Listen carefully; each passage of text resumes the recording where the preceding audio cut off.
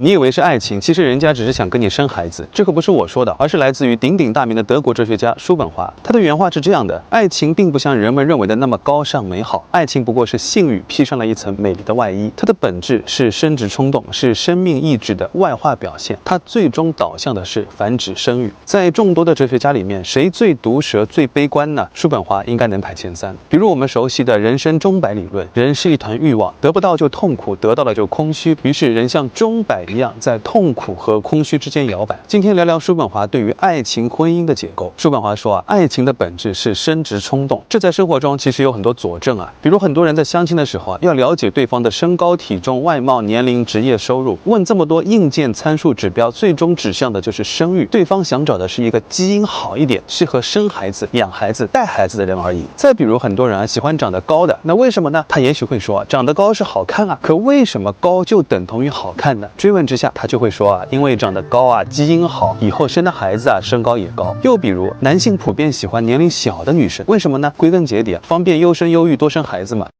还有一些男性喜欢胸大屁股翘的女生，这又是为什么呢？这个问题留给大家。那这里要做个声明我只是根据叔本华的观点做一个客观的阐述，并非主观的评判好坏。你要是喜欢长得高，喜欢年龄小，喜欢胸大屁股翘，热衷于相亲，执着于生育，都没有问题。本质就是基因的底层逻辑而已。除了上面的例子还有一个比较残酷的现实，就是有些夫妻因为生不出孩子就离婚了。这些都印证了叔本华的理论，真正灵魂共鸣的激情之爱是非常罕见的。绝大多数的爱情和婚姻都是以繁殖为第一驱动力。你以为对方爱上了你，其实对方只是想跟你生孩子。叔本华还说当性冲动得到满足，繁殖的目的达成了，幻觉会退却，就成为相互厌恶的终身伴侣。所以现实中我们看到很多相看两厌的夫妻，更有甚者，有的丈夫在妻子生育之后就判若两人。叔本华还石破天惊地说失恋不可怕，婚姻和生育才可怕。为什么呢？因为此时人就成了基因的奴隶，生命意志的阴谋得逞了。在叔本华看来，大多数人对抗死亡恐惧的方式就是生育，但是叔本华论证了人生是悲剧，所以生育带来的不是新希望，而是新悲剧。叔本华本人呢，也是终身未婚未育，还挺严谨自洽的。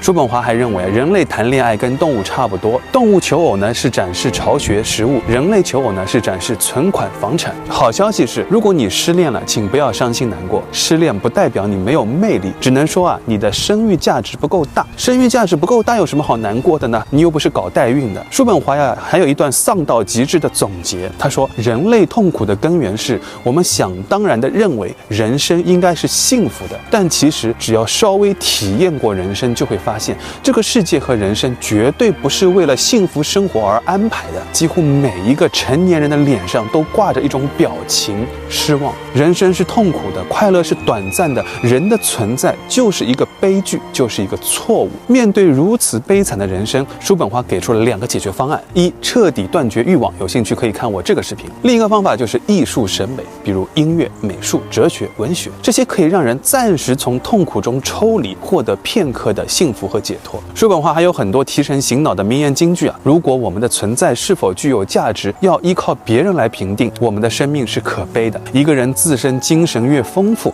他对身外之物的需求就越少，别人的评价对他来说就越不重要。人性当中最特别的弱点就是在意别人如何看待自己，要么孤独，要么庸俗。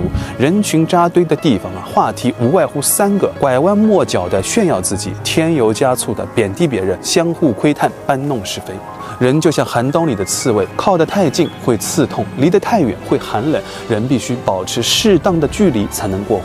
虽然叔本华是悲观的，却没有自暴自弃，而是留下了很多思想和精神财富。看他的文字我竟然释怀了。尤其是当我意识到人生也就那么回事儿，反而得到了一种安慰。也许这就是哲学的慰藉。想要近距离感受叔本华思想的魅力，我特别推荐他的经典之作《人生的智慧》，深邃不晦涩，悲观却给人力量。读懂叔本华，重塑内心的充盈与安宁，一起用阅读来驱散生活的痛苦。